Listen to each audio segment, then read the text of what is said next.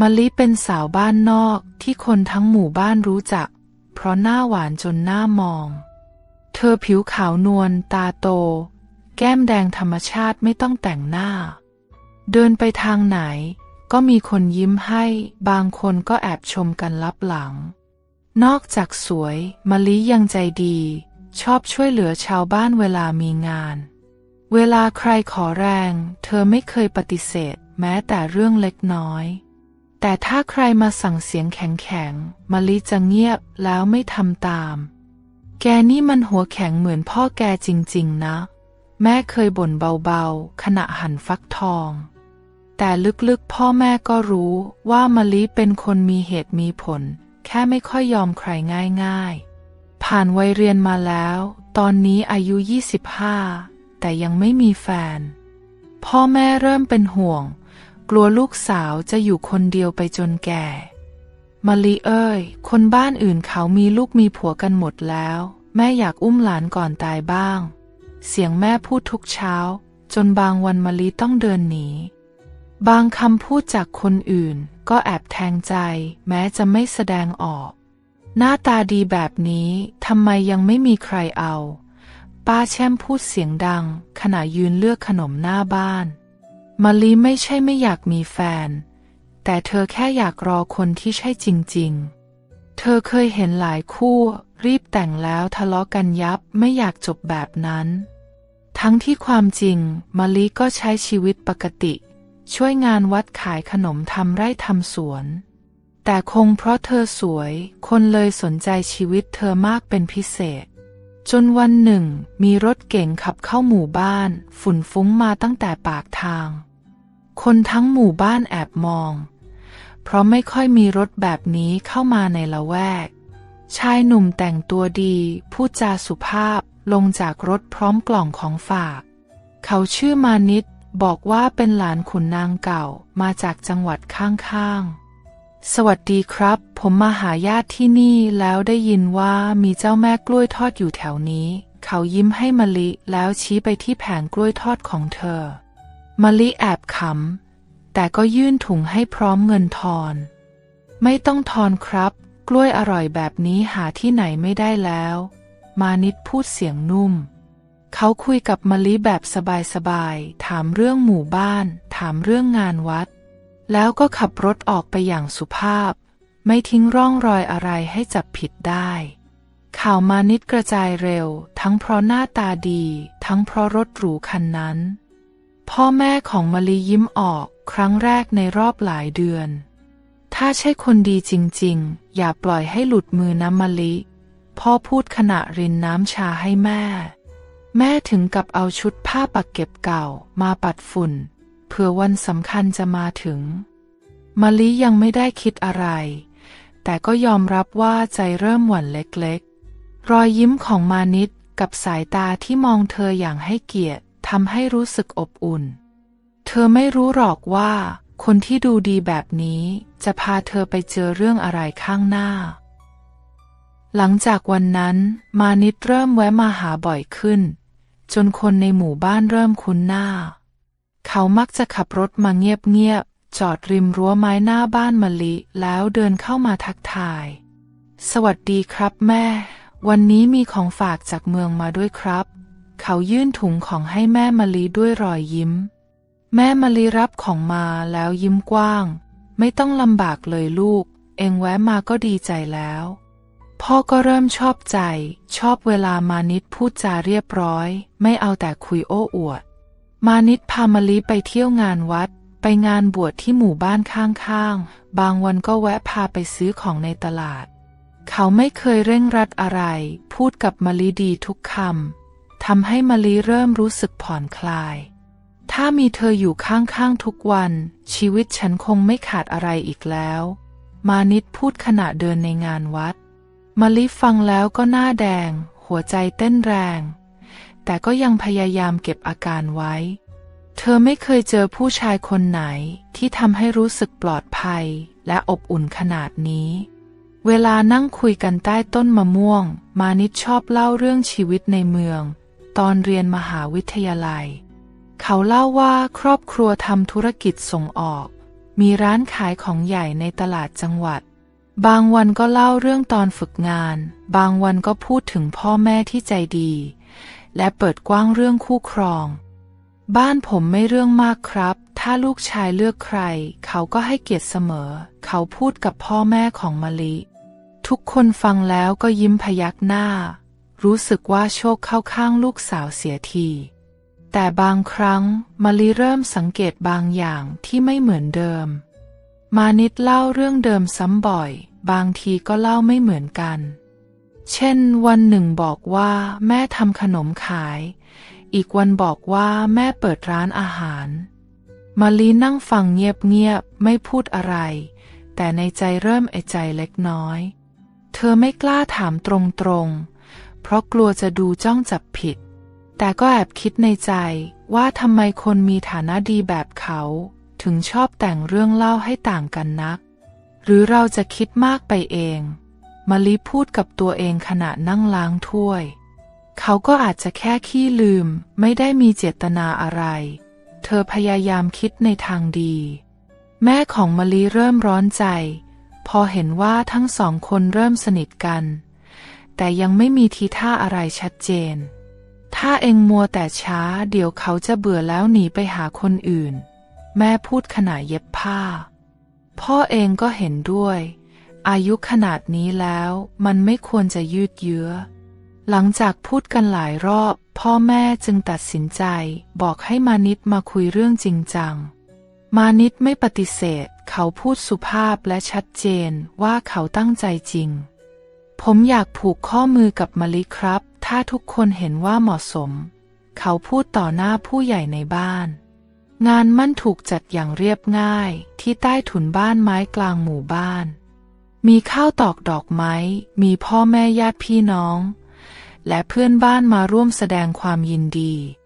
มานิดใส่เสื้อเชิ้ตขาวมะลิใส่ผ้าถุงสีชมพูหวานทั้งคู่ดูเหมาะกันราวกับวาดไว้พ่อแม่ของมะลิดีใจมากแม่ยิ้มทั้งวันพ่อเดินแจกหมากแจกพลูเหมือนเป็นเจ้าภาพงานบวชวันนี้แม่ยิ้มจนเหนื่อยเลยนะมะลิดีใจที่เองเจอคนดีแม่พูดเบาๆขณะเก็บสำรับมะลิก้มหน้าไม่ตอบอะไรแต่ในใจก็เต็มไปด้วยคำถามเงียบๆที่ยังไม่มีคำตอบหลังงานมั่นผ่านไปมะลิก็เริ่มรู้สึกว่าอะไรบางอย่างเปลี่ยนไปมานิดยังมาหาเหมือนเดิมแต่ไม่สม่ำเสมอเหมือนก่อนบางวันบอกจะมาสุดท้ายก็หายเงียบทั้งวันโทรไปก็ไม่รับสงสัยติดงานมั้งลูกแม่พูดขณะปัดฝุ่นเครื่องในตู้พ่อก็เสริมคนเมืองเขางานยุ่งกันทั้งนั้นแหละมะลิพยักหน้าแต่ใจรู้สึกแปลกมันไม่เหมือนช่วงก่อนมั่นตอนนั้นเขาจะทักมาทุกวันมาหาเกือบทุกเย็นพูดจาดีไม่เคยหงุดหงิดแต่พักหลังมานิดเริ่มอารมณ์เสียง่ายโดยเฉพาะเวลามะลิถามเยอะเธอไม่ไว้ใจฉันเหรอเขาพูดเสียงเรียบในเย็นวันหนึ่งหลังหายไป3 วันเต็มฉันก็แค่เป็นห่วงจะให้ฉันอยู่เฉยได้ยังไงมะลิตอบเสียงเบาบางทีเธอก็คิดมากเกินไปนะมะลิฉันเหนื่อยจากงานยังต้องมาโดนซักอีกเขาถอนใจยาวมะลิเงียบไปน้ำเสียงเขาดูไม่ใช่แบบเดิมเธอไม่อยากให้ทะเลาะกันเธอเริ่มเก็บความสงสัยไว้เงียบๆไม่พูดออกไปเหมือนเดิมอีกแล้ววันหนึ่งขณะเก็บผ้าที่ราวป้าแช่มเพื่อนบ้านเดินมาหยุดตรงรั้วเอ็งยุ่งอยู่ไหมป้ามีเรื่องจะเล่าป้าแช่มกวักมือเรียกมะลิวางตะกร้าผ้าเดินเข้าไปฟังที่รั้วไม้ไผ่เมื่อวานป้าไปธุระในตลาดอำเภอเห็นไอ้มานิดเดินกับผู้หญิงคนหนึ่งป้าแช่มพูดเสียงเบาจริงเหรอป้าผู้หญิงคนไหนมะลิถามตาโตไม่รู้จักหรอกลูกแต่งตัวดีพูดจาหวานเดินจูงแขนกันอยู่หน้าร้านทองป้าตอบมะลิฟังแล้วใจสั่นแต่พยายามไม่แสดงออกอาจจะเป็นญาติหรือเพื่อนที่มาจากกรุงเทพก็ได้มั้งเธอพยายามคิดในทางดีวันถัดมามานิดมาหาทำเหมือนไม่มีอะไรเกิดขึ้นวันนี้เหนื่อยหน่อย ต้องขับรถไปส่งของให้แม่ที่บ้านญาติเขาพูดขณะนั่งกินข้าวเย็นมะลิแค่พยักหน้าไม่ถามต่อแม้ในใจยังมีคำถามเต็มไปหมดหลังจากวันนั้นมะลิเริ่มสังเกตมากขึ้นแต่มานิดก็ระวังตัวมากขึ้นเช่นกันเขาไม่เล่ารายละเอียดอะไรเหมือนแต่ก่อนเวลาหายไปก็อ้างธุระสารพัดบางทีบอกไปส่งของอีกวันบอกว่าไปงานศพญาติบางวันบอกไปประชุมธุรกิจทำไมเรื่องเขาเยอะขึ้นเรื่อยๆเลยนะมะลิบ่นกับตัวเองขณะนั่งเด็ดถั่วช่วงนี้พ่อแม่เริ่มถามว่าอยากให้รีบเตรียมงานแต่งเมื่อไหร่จะได้ไม่ชักช้าพ่อแม่ก็กลัวเขาจะเปลี่ยนใจถ้าช้าเกินไปแม่พูดขณะหั่นผักในครัวแต่ลูกยังไม่แน่ใจเลยแม่เขาดูแปลกบางวันก็หาย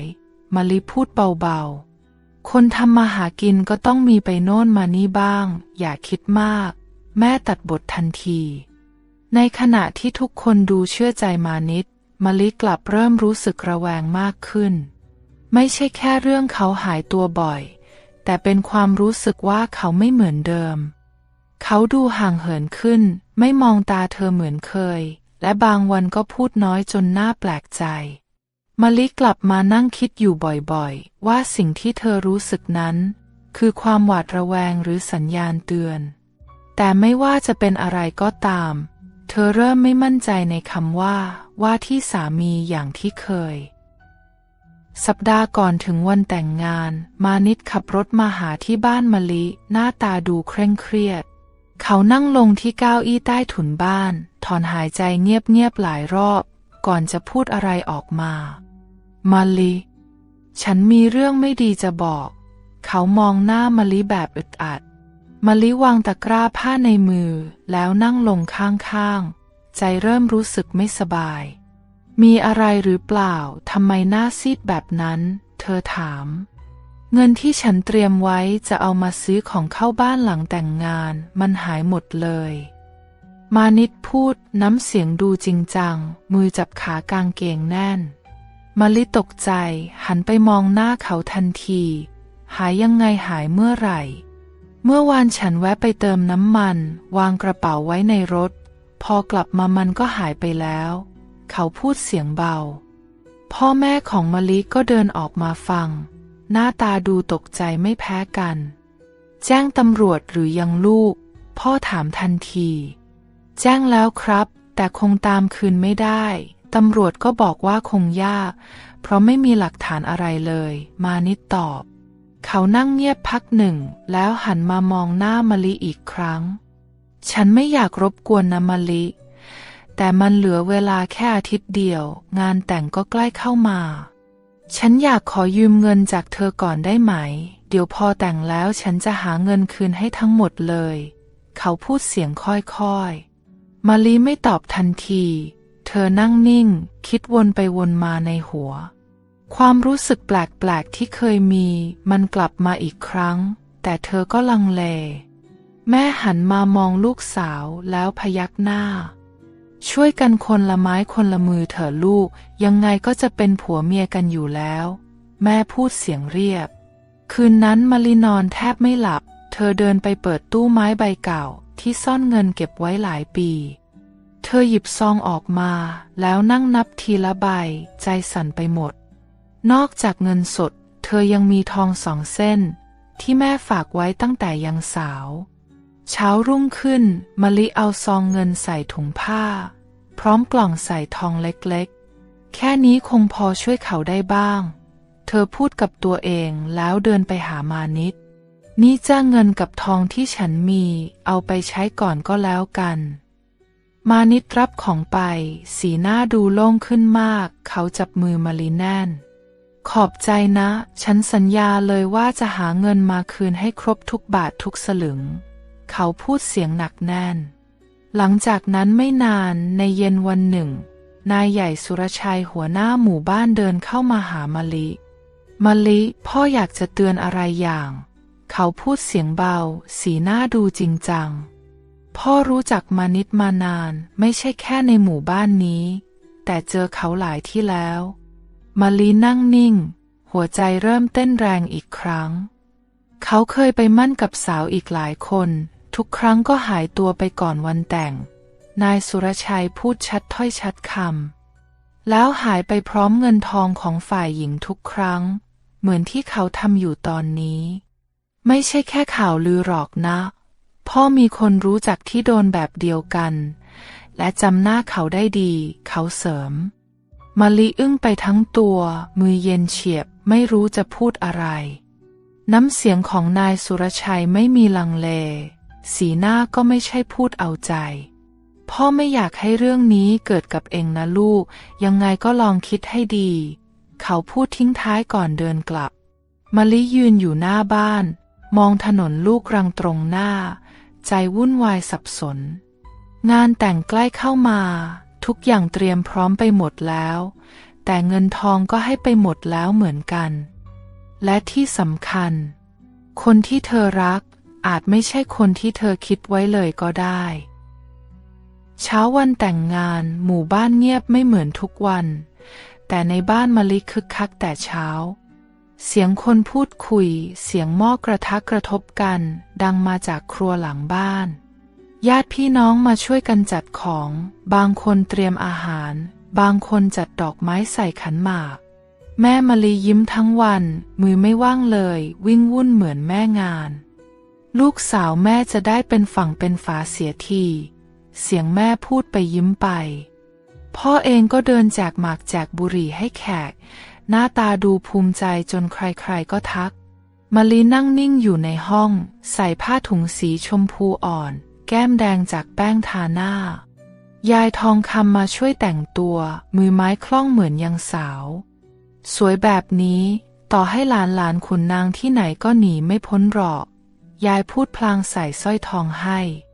มะลิเงยหน้ามองกระจกรู้สึกแปลกในใจแต่ก็ไม่พูดอะไร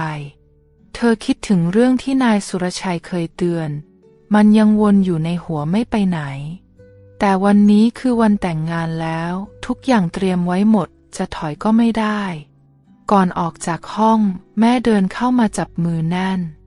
ไม่ต้องคิดมากนะลูกเริ่มต้นใหม่ไปด้วยกันทุกคู่ก็มีความเสี่ยงทั้งนั้นมะลิพยักหน้าแม้ในใจจะยังหนักเธอก็ยิ้มให้แม่บางๆเสียงแตรรถดังขึ้นหน้าบ้านมานิดมาถึงพร้อมขบวนขันหมากเขาใส่ชุดไทยสีครีมเดินยิ้มเข้าบ้านทักแขกไปทั่วขอบคุณทุกคนที่มาร่วมยินดีครับวันนี้เป็นวันที่ผมรอคอยมานานมากญาติฝ่ายมะลินั่งเรียงเป็นแถวรอต้อนรับขบวนพ่อแม่มานั่งหัวแถวด้วยสีหน้าอิ่มใจเมื่อพิธีจะเริ่มมานิดเดินเข้ามากระซิบข้างหูพ่อมะลิผมลืมของสำคัญไว้ในรถครับขอไปหยิบแป๊บเดียวเขาพูดเบาๆแล้วรีบเดินออกไปทุกคนยังไม่ทันคิดอะไรก็นั่งรอต่อบางคนก็พูดคุยกันไปเรื่อยแต่ผ่านไปเกือบครึ่งชั่วโมงยังไม่เห็นมานิดกลับมาพ่อเริ่มขมวดคิ้วแม่เริ่มลุกเดินวนมะลิเองก็ใจสั่นไปดูให้หน่อยลูกว่ารถเขายังจอดอยู่ไหมแม่หันไปบอกหลานชายคนหนึ่งอีกไม่นานหลานชายวิ่งหน้าตาตื่นกลับมารถไม่อยู่แล้วจ้ายายหายไปแล้วเสียงในงานเงียบกริบเหมือนทุกคนหายใจไม่ออกไปชั่วขณะมะลิยืนไม่ไหวต้องนั่งลงบนเก้าอี้ไม้มือจับชายผ้าถุงแน่นแขกเริ่มซุบซิบบางคนมองหน้ากันบางคนพึมพำว่าเคยได้ยินข่าวแบบนี้มาก่อนยายทองคำเดินเข้ามากุมมือมะลิใจเย็นไว้ก่อนลูกเอ้ยอาจจะแค่เรื่องเข้าใจผิดแต่เวลาผ่านไปไม่มีใครติดต่อมานิดได้โทรศัพท์ปิดไม่มีวี่แววกลับมาเมื่อถึงเที่ยงวันแขกบางคนเริ่มขอตัวกลับพิธีไม่เกิดขึ้นญาติก็ไม่มีใครจากฝ่ายชายแม่มะลินั่งน้ำตาคลอพ่อเดินออกไปเงียบๆไม่พูดอะไรเลยทุกคนรู้โดยไม่ต้องพูดว่ามานิดหนีไปแล้วพร้อมกับของที่เหลือทั้งหมดสร้อยทองของมะลิที่ยายให้เมื่อเช้าก็หายไปพร้อมเขาแม้กระทั่งกล่องแหวนที่มานิดวางไว้บนโต๊ะก็ไม่มีอยู่แล้วม มะลินั่งนิ่งน้ำตาไหลไม่หยุดทั้งอับอายทั้งเสียใจทั้งโกรธตัวเองงานแต่งที่เคยฝันกลายเป็นความฝันที่พังไม่เหลือชิ้นดีไม่มีเจ้าบ่าวไม่มีเสียงหัวเราะไม่มีคำยินดีเหลือแต่ความเงียบกับสายตาคนรอบข้างหลังจากมานิดหายตัวไปบรรยากาศในบ้านเงียบลงทันตาแม่มะลินั่งซบกับพานขันหมากที่ยังวางอยู่ส่วนพ่อก็เดินออกไปที่สวนไม่พูดอะไรมะลินั่งนิ่งบนเสื่อชุดเจ้าสาวยังอยู่บนตัวแต่ไม่มีเจ้าบ่าวให้แต่งด้วยแขกกลับกันไปหมดแล้วเหลือเพียงเสียงลมหวิวกับใบไม้ที่ปลิวเกลื่อนลานบ้านยายทองคำนั่งข้างๆหลานสาวมือสั่นเล็กน้อยขณะจับมือลูบเบาๆมันไม่ใช่ความผิดของเองหรอกมะลิคนเรามันดูที่หน้าไม่ได้หรอกลูกยายพูดเสียงแผ่วขณะเดียวกันนายประชาตำรวจประจำหมู่บ้านที่มาร่วมงานกำลังยืนโทรศัพท์อยู่ที่หน้าบ้านเขารับสายจากตำรวจอีกหมู่บ้านหนึ่งสีหน้าเปลี่ยนทันทีเมื่อฟังจบว่าแล้วเชียวนี่มันไม่ใช่เรื่องเล็กประชาพูดกับตัวเองเขาเดินกลับเข้าบ้านมะลิแล้วพูดเสียงดังพอได้ยินผมเพิ่งได้รับแจ้งจากหมู่บ้านใกล้ๆว่ามีคดีลักษณะเดียวกันเกิดขึ้นเมื่อเดือนก่อนทุกคนเงยหน้ามองแม่มะลิรีบถามทันทีคดีอะไรเหรอลูกมีผู้ชายคนหนึ่งชื่อมานิดเหมือนกันรูปพรรณก็คล้ายกับคนที่พวกเราเห็นวันนี้เขาหลอกว่าจะมาแต่งงานแล้วหายตัวไปพร้อมเงินทองของฝ่ายหญิงมาลีน่าเสียทันทีน้ำตารื้นขึ้นมาอีกครั้งพ่อกำหมัดแน่นแล้วเขาใช่คนเดียวกันไหมล่ะพ่อถามเสียงขุ่นประชาควักมือถือเปิดภาพจากแฟ้มคดีที่ได้รับมาทางไลน์กลุ่มงานดูนี่ครับรูปที่ได้จากหมู่บ้านก่อนหน้าตาเหมือนกันทุกอย่างแม่มะลิเอามือทาบอกใช่เลยลูกใช่เขาเลยผมเช็คจากทะเบียนรถแล้วป้ายทะเบียนนั่นเป็นของรถที่ขโมยมาจากจังหวัดอื่นชื่อมานิดก็ไม่มีอยู่จริงในบัตรประชาชนที่ใช้ก็เป็นของปลอมทุกคนอึ้งไปหมดมะลิยกมือปิดปากเหมือนจะเป็นลมแล้วเขาเป็นใครกันแน่เสียงของแม่เบาจนแทบไม่ได้ยินประชานั่งลงข้างพ่อแล้วพูดชื่อจริงของเขาคือพิเนศเคยมีคดีหลอกลวงหลายคดีใช้ชื่อปลอมหลากหลายชื่อเขาไม่ใช่ลูกขุนนางไม่ได้มีฐานะอะไรเป็นแค่นักต้มตุ๋นที่หลอกคนไปเรื่อยยายทองคำตกใจมากยายว่าแล้วเชียวตอนที่ยายไปตลาดมีคนแปลกหน้าเดินถามเรื่องบ้านเราแกถามโน่นถามนี่ตอนนั้นยายก็นึกว่าเป็นพวกมาสำรวจบ้านจัดสรรป้าแช่มก็เดินมาสมทบฉันก็เห็นเขาไปคุยกับคนขายข้าวสารในตลาดสอบถามว่าบ้านใครมีลูกสาวบ้างฉันยังพูดเล่นกับแม่ค้าเลยว่ามันจะหาคู่หรือหาทองกันแน่ข้อมูลเริ่มชัดเจนขึ้นเรื่อยๆทุกคนเริ่มมองออกว่าเรื่องนี้ไม่ใช่แค่เจ้าบ่าวเบี้ยวแต่มันคือแผนการของคนที่ทำมาแล้วหลายครั้งและกำลังจะทำอีกเขาเป็นพวกหากินกับความเชื่อใจของคนอื่นประชาพูดเสียงนิ่งและเขาก็เก่งมากในการพูดให้คนไว้ใจจนไม่มีใครสงสัยมะลินั่งฟังเงียบน้ำตาหยดแล้วหยดเล่าไหลลงตักเธอไม่รู้จะพูดอะไรไม่รู้จะโทษใครนอกจากตัวเองที่เชื่อเร็วเกินไปประชามองหน้าเธอแล้วพูดด้วยน้ำเสียงอ่อนลงแต่เรื่องนี้ไม่ใช่ความผิดของมะลิหรอกใครเจอแบบนี้ก็ไม่รู้ตัวทั้งนั้นหน้าที่ของเราตอนนี้คือช่วยกันตามจับเขาให้ได้พ่อพยักหน้ามันทำให้ลูกพ่อเสียใจมันต้องรับกรรมแม่ลูบหลังมะลิพูดเสียงสั่นแม่ขอโทษนะลูกที่แม่เร่งให้ลูกแต่งเร็วเกินไปบรรยากาศในบ้านเริ่มเปลี่ยนจากความเศร้าเป็นความมุ่งมั่นเรื่องนี้จะไม่จบลงแค่คำว่าเสียใจแต่จะต้องหาความจริงมาให้ถึงที่สุดหลังจากรู้ว่ามานิดคือพิเนศ ทุกคนในบ้านมะลิยังคงตกอยู่ในความอึ้งแม้เรื่องจะเริ่มชัดเจนแต่ใจก็ยังไม่อยากเชื่อว่าคนที่ดูดีแบบนั้นจะเป็นคนหลอกลวงประชาไม่รอช้าเขาเริ่มสืบต่อทันทีพร้อมขอความร่วมมือจากหมู่บ้านข้างเคียงพ่อมะลิเดินวนไปวนมาขณะประชาคุยกับแม่เรื่องเบาะแสเพิ่มเติม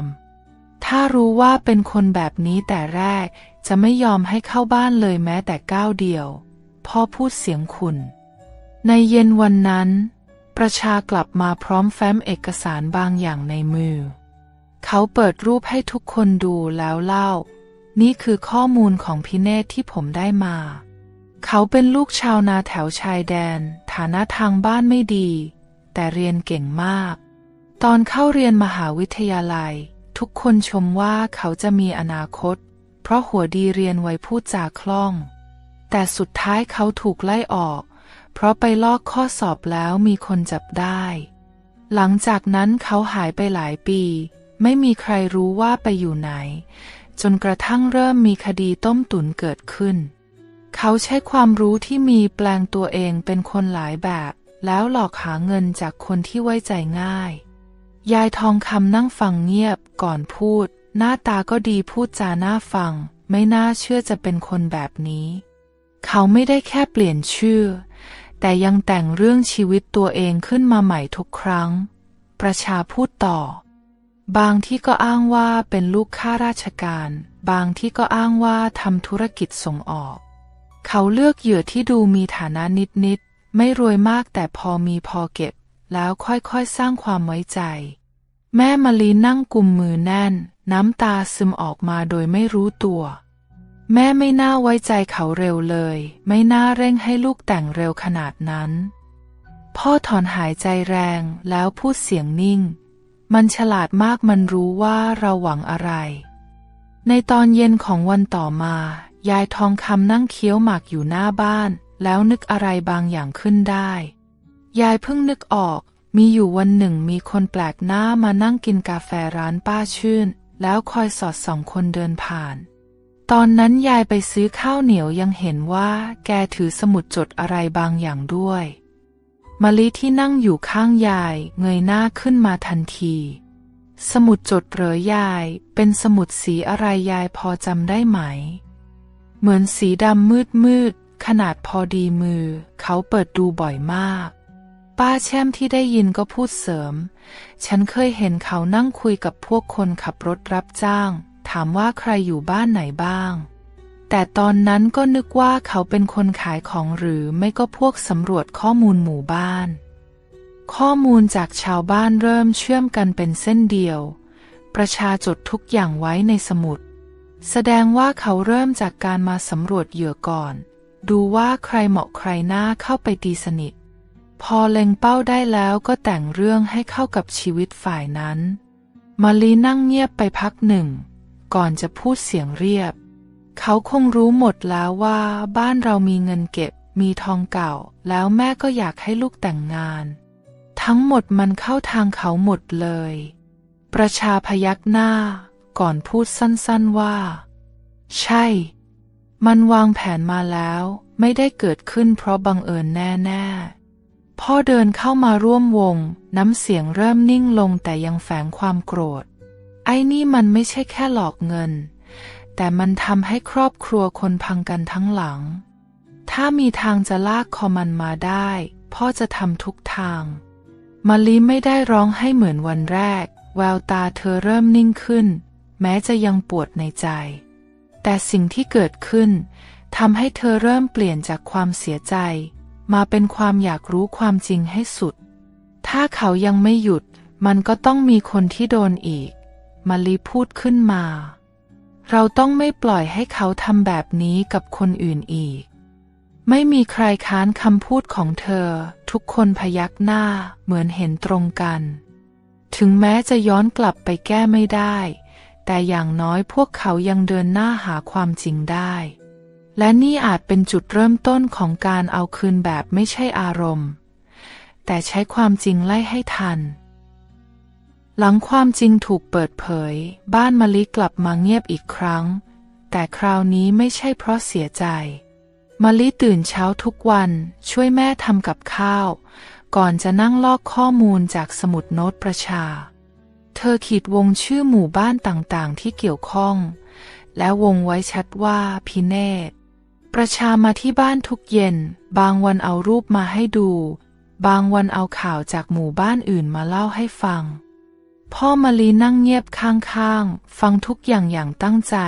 บางทีก็จดใส่สมุดไว้เองด้วยข้อมูลเริ่มเชื่อมกันชัดขึ้นพิเนศไม่ได้อยู่กับที่เขาเปลี่ยนที่อยู่ตลอดเวลาหมู่บ้านที่เคยมีเหตุการณ์คล้ายกันล้วนเป็นพื้นที่ที่เขาเคยโผล่หน้าเข้าไปบางที่เขาปลอมเป็นนักธุรกิจบางที่อ้างว่าเป็นลูกเจ้าของโรงสีสิ่งที่เหมือนกันทุกครั้งคือการเข้าหาครอบครัวที่ดูพอมีลูกสาวยังไม่แต่งงานเขาทำตัวดีเอาอกเอาใจค่อยๆสร้างความเชื่อใจทีละนิดประชารวบรวมข้อมูลทั้งหมดพร้อมส่งให้ตำรวจในอำเภอใหญ่แต่เขาก็ยังไม่รอเขาอยากจับพิเนศให้ได้เร็วที่สุดถ้าเรารออย่างเดียวมันก็อาจไปหลอกคนอื่นอีกเราต้องออกเดินหาข่าวเองด้วยมะลินั่งฟังแล้วพยักหน้าเธอเงียบไปครู่หนึ่งก่อนพูดชัดว่าฉันอยากไปด้วยไม่ใช่แค่เพราะอยากเห็นหน้าเขาอีกครั้งแต่อยากไปเตือนคนอื่นด้วยแม่มะลิฟังแล้วใจหายแต่ไม่พูดห้ามแค่เดินเข้าครัวไปหยิบข้าวห่อใส่ถุงให้ลูกสาววันรุ่งขึ้นประชาขับรถกระบะคันเก่ามารับมะลิพร้อมพ่อที่อาสาจะไปด้วย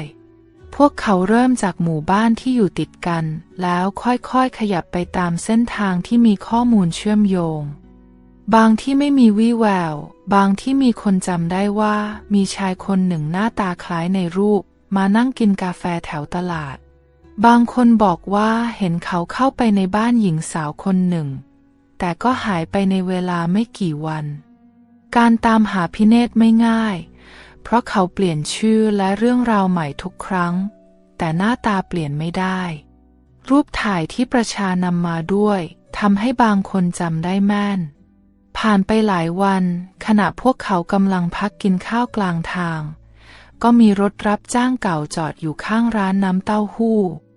ชายวัย50 กว่าหน้าตาเหมือนคนเคยลำบากแต่ใจดีเดินเข้ามานั่งใกล้ๆแล้วพูดขึ้นเห็นรูปเมื่อกี้แล้วคุ้นๆเหมือนคนที่เคยขึ้นรถผมเมื่อเดือนก่อนประชารีบหันไปสนใจทันทีมะลิก็เงยหน้าขึ้นมาเขาบอกว่าเป็นลูกนักการเมืองเก่าจะไปหาแฟนที่บ้านสวนผลไม้ในอำเภอถัดไปข้างหลังก็มีของขวัญเต็มรถมีพวกของใช้ในบ้านพัดลมหม้อหุงข้าวตุ๊กตาลุงคนขับเล่าว่าเขาขับไปส่งถึงหน้าบ้านหลังใหญ่แล้วเห็นหญิงวัยกลางคนออกมาต้อนรับบ้านนั้นอยู่ลึกหน่อยรอบๆมีต้นมังคุดกับเงาะเต็มเลยลุงพูดขณะเคี้ยวถั่วประชาหยิบสมุดมาจดชื่อบ้านมะลิเงียบไปนานก่อนจะพูดเสียงเบาเขาเริ่มอีกครั้งแล้วแม้ไม่รู้แน่ชัดว่าใช่หรือไม่แต่ข้อมูลที่ได้ก็ชัดพอจะตามไปตรวจสอบต่อได้ไม่มีใครพูดอะไรอีกต่างคนต่างนั่งคิดเงียบๆขณะรถแล่นออกจากร้านลมหายใจของมะลิเริ่มสม่ำเสมอขึ้นแววตาไม่หวั่นไหวเหมือนก่อนสิ่งที่เคยทำให้เธอล้มตอนนี้กลายเป็นแรงให้เธอลุกขึ้นใหม่ได้เธอไม่ได้อยากเอาคืนเพื่อความสะใจแต่อยากหยุดเรื่องนี้ก่อนจะมีใครเสียใจอีกเมื่อรถเคลื่อนตัวเข้าเขตหมู่บ้านใหม่ถนนลูกรังเริ่มคุ้นตากลิ่นดินกลิ่นใบไม้เหมือนบ้านของเธอแต่ที่นี่อาจจะเป็นบ้านของใครบางคนที่กำลังจะถูกหลอกเหมือนเธอและครั้งนี้เธอจะไม่ยอมปล่อยให้มันเกิดขึ้นซ้ำอีกเป็นอันขาดรถของประชาแล่นช้าๆเข้าหมู่บ้านเล็กๆแห่งหนึ่งที่เงียบสงบและมีสวนผลไม้ล้อมรอบสองข้างทางมีต้นมังคุดกับเงาะผลเริ่มสุกแดงกลิ่นหอมลอยแต่จมูกบางเบาพวกเขาขับไปตามทางดินที่ไม่ค่อยมีใครใช้จนเห็นบ้านไม้หลังใหญ่ซ่อนอยู่ในเงาต้นไม้ประชาหยุดรถ มะลิก้าวลงมือกำกระเป๋าเสื้อแน่นข้างบ้านมีผู้หญิงคนหนึ่งนั่งล้างผักอยู่กับพื้นแต่งตัวสะอาดเรียบร้อยเธอคือหญิงไม้ชื่อบุญมีเจ้าของสวนผลไม้ที่พวกเขาตามหามะลิมองเข้าไปในบ้านเห็นชายคนหนึ่งยืนอยู่ใกล้โต๊ะกลางบ้านใส่เสื้อเชิ้ตสีขาวแขนยาวแม้จะหันหลังอยู่แต่เธอจำแผ่นหลังนั้นได้แม่นนั่นคือพิเนศไม่มีชื่ออื่นไม่มีเรื่องแต่งไม่มีความดีปลอมๆเหลืออีกแล้วประชาส่งสัญญาณให้พ่อของมะลิเดินไปดักอีกทางแล้วเขากับมะลิเดินเข้าไปหน้าบ้านเสียงฝีเท้าทำให้พิเนศหันมาแววตาเขาสะดุดทันทีที่เห็นมะลิปากขยับเหมือนจะพูดอะไรแต่ยังไม่ทันได้พูดมะลิก็พูดก่อนด้วยเสียงนิ่งคราวนี้จะใช้ชื่ออะไรอีกล่ะหรือจะเปลี่ยนเป็นลูกเศรษฐีสวนทุเรียนดีไหมพิเนศนิ่งแววตากวาดไปรอบๆเหมือนกำลังหาทางหนีประชาก้าวขึ้นมาขวางทางไว้พร้อมหยิบเอกสารในกระเป๋ายื่นให้หญิงเจ้าของบ้านบุญมีรับเอกสารมาเปิดดูสีหน้าเริ่มเปลี่ยนจากงงเป็นสงสัยแล้วค่อยๆกลายเป็นโกรธในเอกสารมีรายชื่อเหยื่อรูปถ่ายและลายมือชื่อปลอมที่พิเนศเคยใช้เธอหันไปมองชายที่ยืนอยู่ข้างโต๊ะไม่พูดอะไรแต่แววตาแข็งเหมือนหินพิเนศพยายามพูดเสียงเขาสั่นแต่ยังพยายามคุมให้เรียบผมแค่อยากเริ่มต้นใหม่ผมไม่ได้ตั้งใจทำร้ายใครไม่มีใครตอบกลับเงียบจนได้ยินเสียงลมตีใบไม้ไหวและเสียงตะหลิวกระทบกระทะจากบ้านข้างๆบุญมีเดินเข้าบ้านตะโกนเรียกลูกชายกับหลานสาวให้มารวมกัน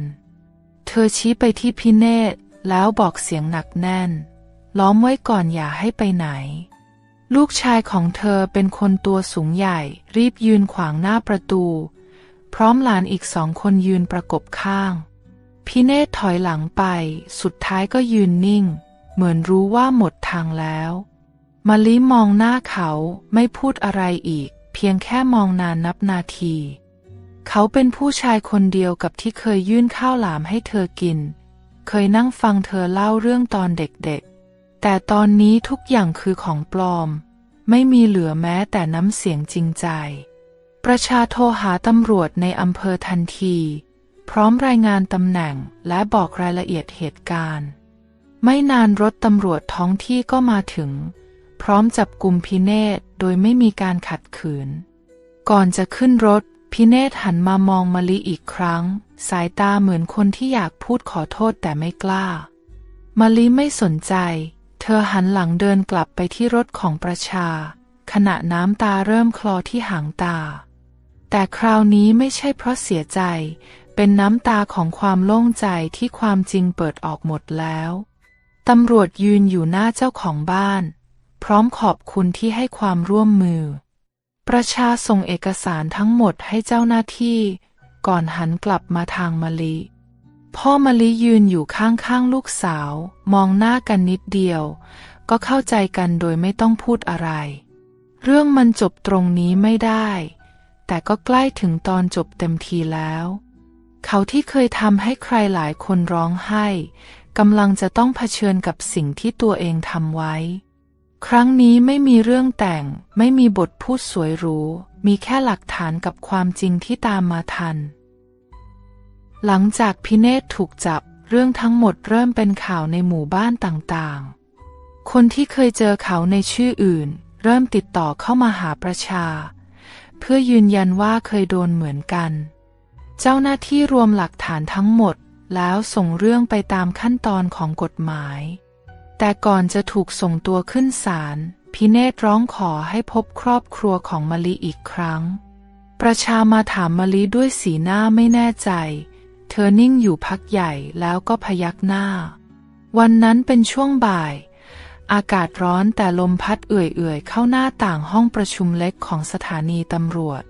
พิเนศนั่งรออยู่ก่อนแล้วใส่เสื้อแขนยาวสีซีดใบหน้าดูอ่อนแรงลงไปมากมะลิเดินเข้ามาพร้อมพ่อและประชาเธอไม่พูดอะไรแค่มองเขานิ่ง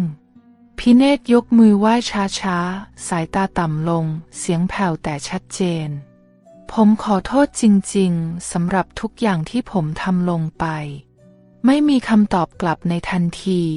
มีเพียงความเงียบเต็มห้องจนได้ยินเสียงพัดลมดังพิเนศเล่าด้วยน้ำเสียงเรียบว่าเขาเคยฝันจะมีชีวิตที่สบายกว่านี้ไม่อยากจนเหมือนพ่อแม่แต่เขาเลือกทางผิดทางที่ง่ายและไวแต่แลกมาด้วยความทุกข์ของคนอื่นตอนแรกผมก็แค่จะโกหกเล่นๆพอเขาเชื่อผมก็ไปต่อมันเลยเถิดมาเรื่อยๆผมเคยคิดจะหยุดแต่พอเห็นเงินก็หาข้ออ้างให้ตัวเองไปเรื่อยพ่อของมะลินั่งนิ่งมือจับพนักเก้าอี้แน่นแต่อารมณ์ไม่เหมือนวันก่อนหน้า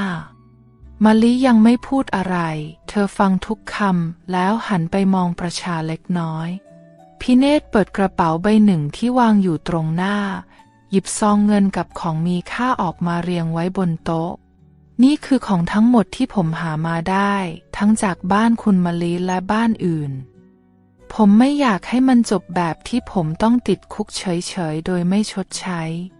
เงินบางส่วนเป็นธนบัตรใหม่ทอง2-3เส้นวางอยู่ในกล่องไม้เก่าพร้อมสมุดจดรายการทุกอย่างถูกลงรายละเอียดว่าเป็นของใครได้มาจากที่ไหนจะคืนให้ใครตำรวจรับไว้ตรวจสอบพร้อมลงบันทึกไว้ทั้งหมดตามขั้นตอนมะลิมองสิ่งของเหล่านั้นบางชิ้นคือของที่เธอเคยใส่ตอนงานมั่นบางชิ้นแม่ให้ไว้ตั้งแต่ยังเด็กเธอหลับตาอยู่ครู่หนึ่งก่อนจะพูดเสียงเบาแต่ชัดเจนฉันให้อภัยแต่ไม่ได้ลืมพิเนศเงยหน้าขึ้นมาเหมือนโล่งใจแต่ไม่กล้าพูดอะไรต่อมะลิหันไปพูดกับประชาเราควรเอาของไปคืนให้คนอื่นด้วยอย่าเก็บไว้แค่ของเราพ่อของมะลิพยักหน้าเสียงแหบเล็กน้อยถึงเขาจะผิดแต่เขาก็เลือกจะคืนให้ไม่ใช่ทุกคนจะกล้ายอมรับขนาดนี้ตำรวจแจ้งว่าจะดำเนินคดีตามกฎหมายต่อไปแต่การที่พิเนศยอมรับผิดและคืนของจะช่วยให้ศาลพิจารณาลดโทษได้ก่อนกลับมะลิหันมองพิเนศอีกครั้งแล้วพูดด้วยน้ำเสียงเรียบขอให้คุณใช้ชีวิตที่เหลืออยู่แบบไม่ต้องหลอกใครอีกมันเหนื่อยทั้งคนหลอกและคนถูกหลอกพิเนศพยักหน้าไม่มีคำพูดใดต่อมีเพียงแววตาเศร้าที่ไม่กล้ามองศพใครอีกเลยเมื่อออกจากห้องประชุมลมเย็นจากหน้าต่างก็พัดเข้ามาโดนตัวมะลิเธอหายใจลึกๆ1 ครั้งเรื่องที่เคยหนักเหมือนก้อนหินตอนนี้เบาลงได้บ้างแม้จะไม่ได้หายไปหมดสิ่งที่พิเนศทำลงไปไม่มีใครลืมได้ง่ายๆแต่อย่างน้อยเขาเลือกจะรับผิดและคืนสิ่งที่ควรคืนและสำหรับมะลิการให้อภัยไม่ใช่เพื่อคนที่ทำผิดแต่เพื่อให้ตัวเองไม่ต้องแบกมันไว้ตลอดไปหลังเหตุการณ์ทุกอย่างคลี่คลายชาวบ้านก็ยังพูดถึงเรื่องมานิดกันต่ออีกหลายวันบางคนตกใจบางคนแอบพูดว่าเคยสงสัยอยู่แล้วแต่ไม่กล้าบอกใครบางคนก็รู้สึกเสียหน้าแทนครอบครัวมะลิเพราะเคยไปงานแต่งที่กลายเป็นงานว่างเปล่าแม่มะลิเริ่มรู้สึกไม่สบายใจเดินไปไหนก็มีคนชะเง้อมองหรือซุบซิบกันลับหลังเธอเลยตัดสินใจจัดงานขอขมาและเลี้ยงข้าวแขกที่เคยมางานวันนั้นวันงานไม่หรูหรามีโต๊ะไม้กับเสื่อปูใต้ต้นมะขามหลังบ้านกับข้าวเป็นของง่ายๆจากฝีมือแม่ข้าวต้ม3 หม้อใหญ่ไข่พะโล้ต้มจืดและผัดผักกาดขาวจากสวนไม่มีเสียงแตรไม่มีเครื่องเสียงมีแต่เสียงหัวเราะกับคำพูดให้กำลังใจจากเพื่อนบ้านมะลินั่งอยู่ข้างแม่ไม่ได้พูดอะไรมากแค่ยกมือไหว้คนที่มาถึงทีละคนเธอไม่อายอีกแล้วเพราะรู้ว่าความผิดไม่ใช่ของเธอคนเดียวหลังมื้อข้าวจบลงหมอยาจากหมู่บ้านเดินเข้ามาพร้อมถุงผ้าห้อยบ่าเขานั่งลงข้างๆมะลิแล้วหยิบสมุนไพรบางอย่างขึ้นมาให้ดูนี่คือใบหญ้าดอกขาวถ้าไม่รู้จักก็คิดว่าเป็นวัชพืช แต่ถ้ารู้คุณค่ามันรักษาได้หลายอย่างมะลิมองสมุนไพรในมือหมอยาแล้วพยักหน้าหมอยายิ้มเล็กๆแล้วพูดต่อบางทีความเจ็บปวดก็ทำให้เรารู้คุณค่าของสิ่งรอบตัวพ่อของมะลินั่งฟังเงียบๆอยู่ใกล้ๆแล้วพูดขึ้นเสียงต่ำลูกเราเก่งแล้วถึงจะล้มแต่ก็ลุกขึ้นเองได้แม่มะลิเหลือบตามองลูกสาวแล้วจับมือลูบเบาๆที่หลังมือของมะลิงานเล็กๆวันนั้นไม่ได้มีใครพูดถึงความผิดพลาดอีกทุกคนกลับบ้านพร้อมรอยยิ้มบางคนยังพูดว่าโชคดีที่ความจริงเปิดเผยทันบางคนบอกว่าเรื่องนี้สอนใจลูกหลานได้ดีหลังจากวันนั้นมะลิเริ่มทำกิจวัตรปกติของเธออีกครั้งตื่นแต่เช้ากวาดลานบ้านช่วยแม่ทำอาหารไปตลาดขายขนมและกล้วยทอดเธอยิ้มง่ายขึ้นแม้แววตาจะยังมีร่องรอยบางอย่างที่ยากจะลบเมื่อมีคนมาถามเรื่องเก่าเธอไม่ได้หลบหน้าเหมือนก่อนแต่ตอบสั้นๆด้วยน้ำเสียงเรียบมันผ่านไปแล้วเอามาเล่าให้คนอื่นฟังได้ก็ถือว่าเป็นประโยชน์เธอไม่กลัวคำพูดอีกแล้วเพราะรู้ว่าความจริงยืนอยู่ข้างเธอและความเจ็บปวดที่เจอไม่ได้ทำให้เธออ่อนแอแต่กลับทำให้ใจเธอแข็งแรงขึ้นมากยายทองคำเคยพูดกับเธอตอนนั่งเด็ดผักริมรั้วโลกนี้มันไม่ได้ดีไปหมดหรอกมะลิแต่ถ้าเองยังมีใจดีอยู่เองก็จะยังเจอคนดีในชีวิตได้อีกคำพูดสั้นๆนั้นมะลิจำขึ้นใจและค่อยๆเข้าใจลึกขึ้นทุกวันเธอไม่รีบร้อนจะมีใครใหม่ไม่เร่งอยากรักอีกเร็วๆแต่เธอใช้เวลาอยู่กับตัวเองฟังเสียงข้างในและเรียนรู้จากทุกสิ่งที่ผ่านมางานที่เคยทำเพราะหน้าที่ตอนนี้เธอทำด้วยความรู้สึกสงบใจเวลาผ่านไปไม่เร็วนักแต่หัวใจของมะลิเติบโตขึ้นทุกวันไม่มีเสียงหวานไม่มีคำชมจากใครแต่มีความมั่นคงในใจที่ค่อยๆแข็งแรงขึ้นชีวิตไม่ได้ต้องมีแสงสีเสมอไปบางทีก็แค่ต้องมีความเข้าใจและยอมรับในสิ่งที่เกิดขึ้นสิ่งที่เคยคิดว่าเป็นเคราะห์ร้ายตอนนี้กลายเป็นบทเรียนที่ดีที่สุดในชีวิตของเธอ2 ปีผ่านไปเวลาค่อยๆพามะลิออกจากความเจ็บเข้าสู่ความสงบแบบที่ไม่ต้องรีบเธอยังอยู่ที่เดิมบ้านไม้หลังเก่าในสวนหลังเขากับพ่อแม่ที่รักเธอมากขึ้นทุกวันชีวิตประจำวันเรียบง่ายเช้าตื่นมาเก็บผักล้างถ้วยเย็นนั่งเรียงกล้วยทอดเตรียมขายวันรุ่งขึ้นใบหน้าของเธอดูนิ่งกว่าเดิมรอยยิ้มไม่ได้มีบ่อยแต่เวลายิ้มก็เต็มไปด้วยความรู้สึกแววตาไม่ใช่คนที่เฝ้ารออะไรแต่เป็นคนที่เข้าใจว่าอะไรควรค่าแก่การรอช่วงปลายปี1ครูจากโรงเรียนใกล้บ้านเริ่มมาสั่งขนมเป็นประจำมะลิไม่ได้คิดอะไรแต่เขามาเรื่อยๆมาทีละนิดมาทีละคำบางวันก็มานั่งคุยกับพ่อบางวันก็มาช่วยถือของเขาชื่อนายศักดิ์ครูวิชาคณิตที่พูดน้อยแต่สุภาพเขาเคยได้ยินเรื่องของมะลิจากคนในตลาดแต่ไม่เคยพูดถึงเรื่องเก่าเลยไม่เคยถามให้เธอไม่สบายใจเขาแค่ค่อยๆเข้ามาไม่หวือหวาไม่รีบร้อนมีแต่ความเงียบที่อบอุ่นและมั่นคงบางวันเขาเอาหนังสือเก่ามาฝากบางวันเอาผลไม้จากโรงเรียนมาให้พ่อแม่มะลิไม่ได้รู้สึกหวั่นไหวในทันทีแต่เธอรู้สึกปลอดภัยแบบที่ไม่ต้องระวังตัวเขาไม่พูดคำหวานแต่พูดคำที่ฟังแล้วสบายใจเช่นวันนี้แดดแรงระวังหน้ามืดนะหรือพรุ่งนี้ครูหยุดจะมาเก็บกล้วยให้พ่อแม่มะลิสังเกตมานานแต่ไม่พูดอะไรปล่อยให้ลูกเลือกทางเองพ่อเคยพูดสั้นๆว่าคนดีจริงเขาไม่ต้องรีบเขาแค่ไม่จากไปผ่านไปหลายเดือนศักดิ์ยังคงมาหาเหมือนเดิมไม่ขาดไม่เร่งจนวันหนึ่งเขานั่งอยู่กับพ่อมะลิใต้ต้นกระท้อนแล้วพูดขึ้นอย่างเรียบง่ายผมอยากขออนุญาตมาคุยกับมะลิจริงจังครับพ่อมองหน้าเขาอยู่นาน ก่อนจะพยักหน้าแล้วบอกให้ไปพูดกับมะลิเอง เย็นวันนั้นมะลิยืนรดน้ำผักอยู่ศักดิ์เดินเข้ามาหยุดอยู่ข้างๆแล้วพูดเสียงนิ่งผมไม่ได้มีอะไรเยอะแต่ผมมีใจที่จริงและจะไม่ปล่อยให้ใครเสียใจเพราะผมอีกมะลิหันมามองหน้าเขาแววตาไม่ได้มีรอยลังเลฉันเคยผ่านอะไรที่มันหนักมาแล้วฉันไม่อยากคาดหวังอะไรอีกศักดิ์พยักหน้าผมก็ไม่ได้จะขอให้เชื่อทันทีแต่อยากขอเวลาให้เราค่อยๆเดินไปด้วยกัน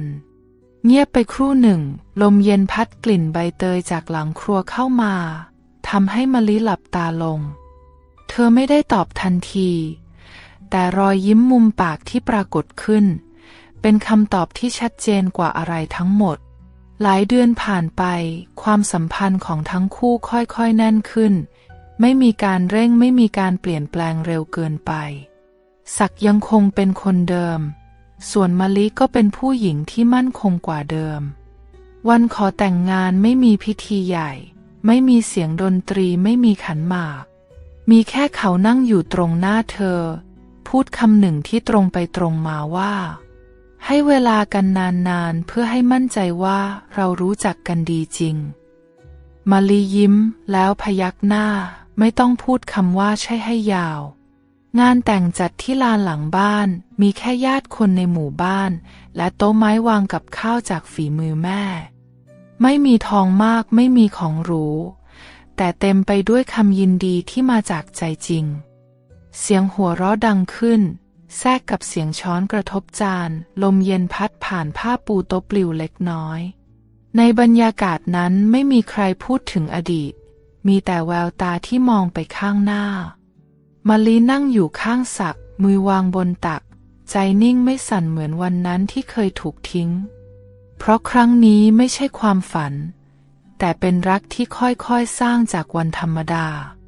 ไม่ต้องหวือหวาไม่ต้องรีบแค่ค่อยๆมั่นคงและซื่อสัตย์ต่อกันทุกวันและนี่คือรักแท้แบบบ้านๆที่ไม่มีคำสวยหรูมีแค่ความจริงใจที่ไม่มีวันหมดอายุ